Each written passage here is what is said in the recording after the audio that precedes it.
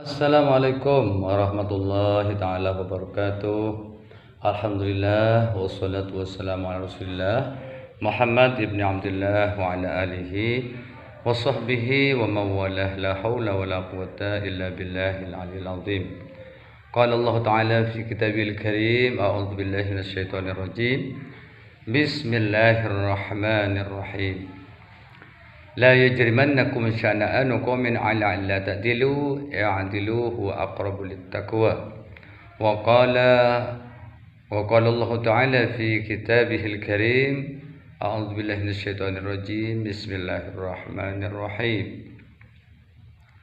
Rabbana ighfir lana dhunubana wal ikhwanina alladhina sabaquna bil iman wa la taj'al fi qulubina ghillan lil ladzina amanu rabbana innaka ra'ufur rahim. Wa qala ta'ala al-haqqu min rabbika fala takunanna minal mumtari. Wa qala ta'ala fi ayatihil ukhra qad tabayyana rusydu minal ghayy.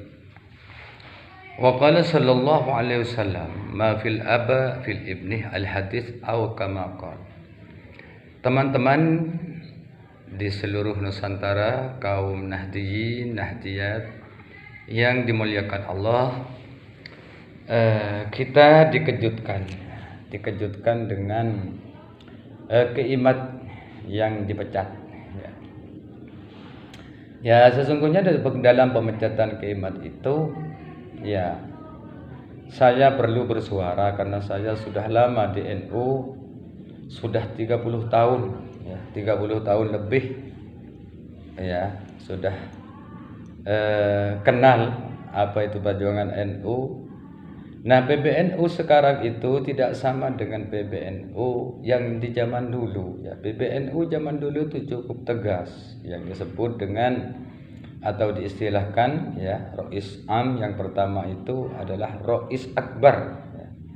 Kalau sesudah Ki Hasyim Asy'ari itu bukan Rois Akbar tapi Rois Am, ya, semacam ketua umum. Nah, Rois Am itu adalah ibarat pengasuh, ya. Jika diibaratkan sebuah lembaga adalah pengasuh.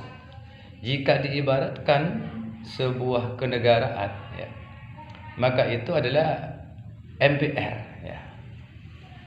Jika diibaratkan sebuah yayasan atau lembaga pendidikan, ya, sama dengan pengasuh, artinya yang mengendalikan jalannya organisasi adalah kewajiban daripada pengurus syuriah. Kalau di PKB itu pengurus syuro, ya, ada pengurus tamfidi. Jadi pengurus tamfidiyah itu adalah ketua pelaksana atau disebut dengan ketua umum, ya. Kalau di syuriah disebut dengan pengurus syuriah atau Rois Am, ketua umum. Teman-teman yang saya hormati, ya, Kiai Imad, ya, Kiai Imaduddin Utsman Al-Bantani adalah merupakan anggota LBM, Lembaga Bahsul Masail, ya, Nahdlatul Ulama Pusat. Yang saya khawatirkan apa, ya, sehingga saya selalu mau berbicara tentang ke-NU-an dan polemik nasab ini. Masalahnya begini, kalau sudah di atas main pecat memecat, ya, maka apa yang terjadi nanti? Maka yang terjadi nanti bisa saja, ya, ada anggota LBM, Lembaga Bahsul Masail, dari tingkat ranting sampai tingkat MWC, kemudian tingkat cabang, tingkat PW. Ini bisa terjadi nanti pecat memecat, ya. Padahal pecat memecat itu adalah diatur dalam ADART, ya. Jadi kalau sudah sesuai dengan ADART, enggak mengapa dipecat, enggak masalah. Justru yang sekarang jadi masalah itu, sekarang PBNU menciptakan polarisasi, ya. Yang sesungguhnya polarisasi itu sudah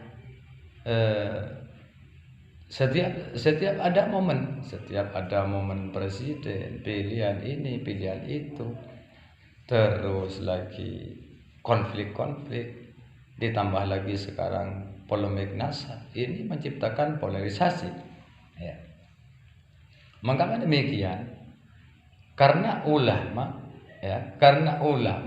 memecat ulama, itu kan ya. Ini kan jadi bahan guyonan nanti. Ada jadi bahan perbincangan nanti. Karena ulama itu sesungguhnya ya adalah ulama warasatul anbiya ya. Jadi ulama itu adalah pewaris para nabi. Jadi mewarisi apanya? Ya mewarisi ilmunya, mewarisi akhlaknya, dan mewarisi ibadahnya, seperti itu. Kalau seperti sekarang ini kan sesungguhnya ya masalah nasab ini Rasulullah sudah mempercayakan untuk memutuskan ya bersama ulama ya. Oleh karena itu banyak yang menganjurkan supaya diadakan bahsul masail.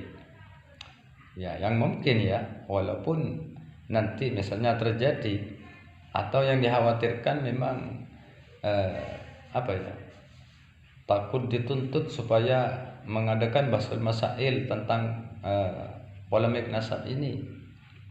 Saya tetap yakin walaupun di tingkat manapun diadakan bahsul masail, karena bahsul masail itu kan rujukannya kitab. Dan mengapa mustahil? Ba'alawi bisa memandangkan ya, dalam polemik nasab ini ya karena kitab-kitab yang ditulis itu kan ada hanya Sukhrah wal Istibadah di kalangan Ba'alawi saja, yaitu abad ke-9, 10 ya, 11 sampai sekarang. Nah, sebelum itu tidak ada Sukhrah wal Istibadah. Jadi kitab-kitab sejak zaman dulu di waktu pertama kali dibukukan, dituliskan, tidak ada nama Alwi ya bin Ubaidillah bin Ahmad Al-Muhajir, nggak ada ya. Teman-teman ya, kaum nahdien nahdiyat ya, mengapa saya memperbincangkan masalah ini walaupun saya bukan ahli nasab? Karena yang pantas disalahkan, yang pantas dipecat, yang pantas jadi urusan ya, yang pantas diatasi pertama yang menciptakan kegaduhan, yang menciptakan kepalsuan, yang menciptakan pencangkokan nasab. Nah, kalau keiman kan tidak mencangkokkan nasab ya. Kalau keiman itu kan tidak mencaci maki Presiden Hasyim Asy'ari, Gus Dur ya, Wakil Presiden ya Ma'ruf Amin, enggak pernah mencaci, bahkan membela. Keiman itu tidak pernah mencaci maki Kiai NU, enggak pernah. Nah, kalau tentang debat ya pernah ya. Karena debat itu kan diperbolehkan ya. Jadi menurut saya pemecatan Kiai Mat ini menciptakan ya kontroversial yang sangat luar biasa, karena masyarakat itu tahu ya.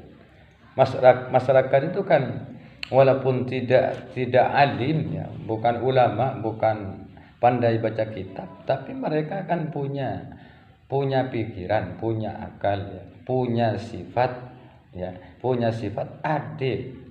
Ya, oleh karena itu ayat yang saya bacakan tadi itu ya, la yajrimannakum syana'anu qaumin ala ta'dilu i'diluhu aqrabut littaqwa. Artinya atau maksudnya kurang lebih demikian.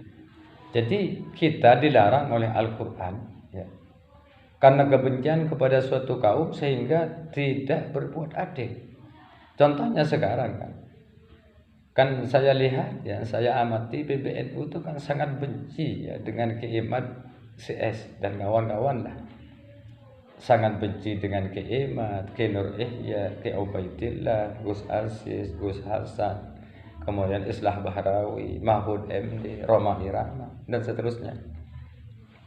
Anhar Gonggong, ahli sejarah, Manahim Ali ya, ahli filologi, Dr. Sugeng ya, ahli DNA. Itu mereka sangat benci. Nah, dengan kebencian itu kita tidak boleh sampai kita tidak berlaku adil. Artinya adil itu tegak lurus walaupun diterpa angin ya. diterpa badai, ya, barat dan timur tetap tegak. Intinya yang salah tetap katakan salah, yang benar tetap katakan benar. Sesungguhnya polemik ini sesungguhnya selesai seandainya PBNU berani mengambil langkah-langkah konkret, ya. Seperti apa yang telah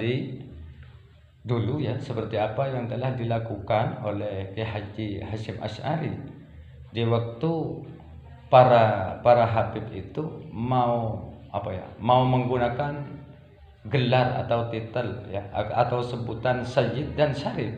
Maka 20 ulama dari Jawa Timur, dari Surabaya, dari Pacitan, ya, dari Sidoarjo, kemudian dari mana itu lagi, dari Genggong, ya, kalau tidak keliru, ya, dari Sukorejo, kumpul 25 ulama di waktu Kiai Hasyim Asy'ari. Ternyata mereka memutuskan gelar sayyid itu tidak boleh diambil habib, ya. Makanya sampai sekarang gelar itu tetap bergelar habib, ya, tidak bergelar sayyid. Sayyid itu adalah khusus bagi dzurriyyah Nabi Muhammad SAW yang asli. Jadi walaupun saya telah banyak membuat video, bukan berarti saya itu menihilkan, menafikan, tidak menganggap, tidak menghormat dengan dzurriyyah Rasulullah. Perlu diketahui, ya, bahwa dzurriyyah Rasulullah itu ada yang asli. Nah, yang asli siapa? Ya, para sayyid. Saya yakin dengan para sayyid dan syarif itu yang asli. Terbukti setelah dites DNA ternyata barusan ini kan saya melihat videonya, 2 orang sudah jelas haplogrupnya J1, sudah jauh berbeda. Teman-teman yang saya hormati, makanya saya tadi itu kan di muqaddimah, ya, menjelaskan bahwa al-haqqu min rabbika fala takunanna minal mumtari. Jadi kebenaran itu datang dari Allah, dari Tuhanmu, maka janganlah kamu menjadi orang yang ragu-ragu. Jangan meragukan ilmu, ya. Karena ulama itu kan Nahdlatul Ulama dan kebangkitan ulama, kebangkitan cendekiawan, kebangkitan intelektual. Nah, kalau sekarang ulama itu menafikan tes DNA, menafikan sejarah, menafikan filologi, menafikan ilmu-ilmu nasab, berarti menafikan karya-karya ulama. Apa karya-karya ulama itu?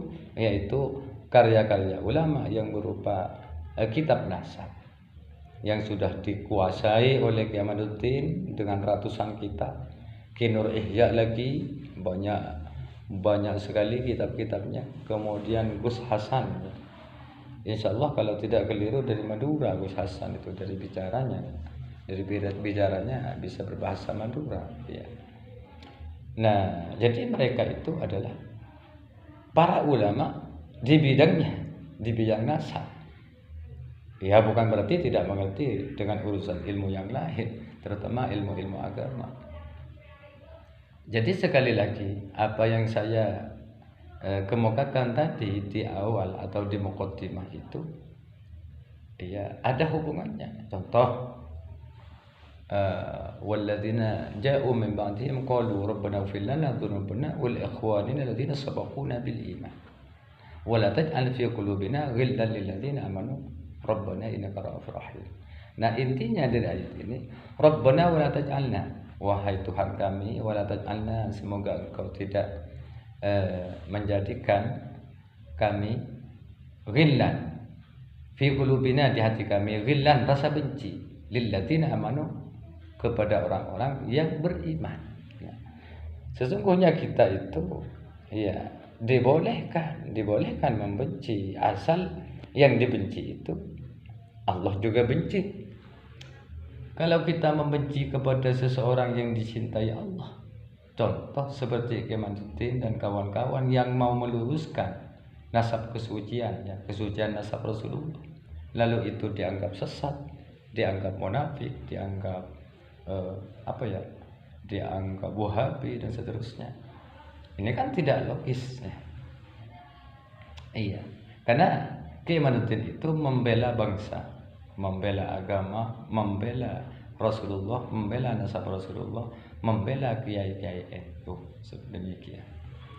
Nah, seterusnya ayat yang saya baca tadi itu ada lagi, bukan ayat ya. Hadis au kama qala.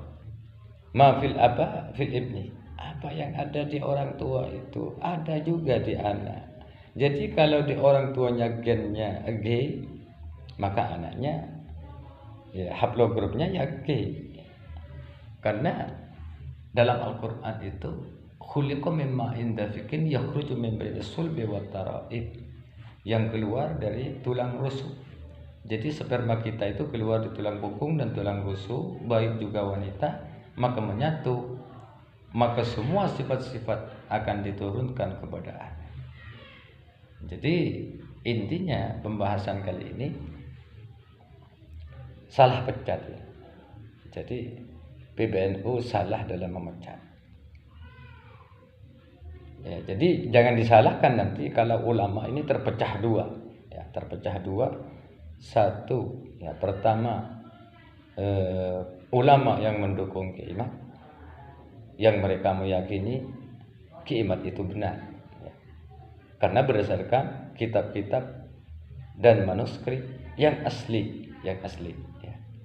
Kedua, pendukung Ba'alawi yang berdasarkan kitab-kitab yang dikarang oleh Ba'alawi, ya itu. Jadi lemahnya ada di situ.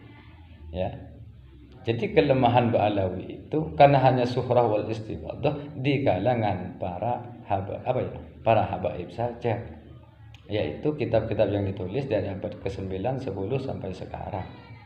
Dari 9 ke belakang, ke depan ya, ke-7, ke-6, ke-5 dan seterusnya.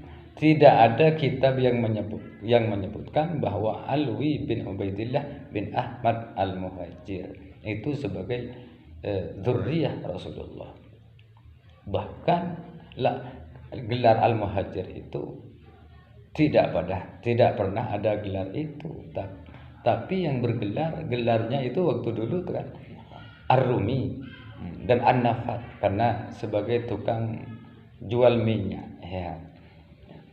Jadi semoga ini bermanfaat, kurang dan lebihnya bukan karena saya mengkritik NU, karena NU itu adalah guru saya.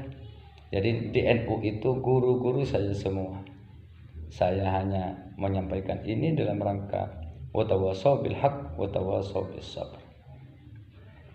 Dan di bawah jelas tidak akan mentaati apa yang dilakukan, apa yang diinstruksikan oleh PBNU kalau itu melanggar perintah Allah dan melanggar larangan Allah. La ta'ata li makhluqin fi ma'siyatil khaliq. Tidak ada ketaatan kepada suatu makhluk, kepada seorang makhluk fi ma'siyatil khaliq, dalam bermaksiat kepada pencipta. Nah, oleh karena itu ya, dalam Al-Qur'an itu kan dijelaskan ati Allah wa ati'ur rasul. Ya, taatlah kamu kepada Allah dan taatlah kamu kepada Rasulullah. Wa ulil amri. Mengapa wa ulil amri tidak menggunakan wa ati'u ulil amri? Ya. Ini masih dipilih. Ya. Kalau bertentangan dengan Allah dan Rasulnya jangan ditaati. Kalau sesuai dengan firman Allah, dengan sabda-sabda Rasulullah, maka wajib ditaati. Ya. Jadi oleh karena itu jangan salahkan kami di bawah, warga NU di bawah, jangan disalahkan. Tergantung perintah apa yang diperintahkan, sikap apa yang disikapi. Kalau sekiranya nanti keadilannya terpengaruh oleh kecintaannya sama Ba'alawi, mohon maaf saya tidak akan mengikuti, karena didorong oleh rasa benci ya terhadap golongan kiamat. Sesungguhnya tidak boleh ada rasa benci.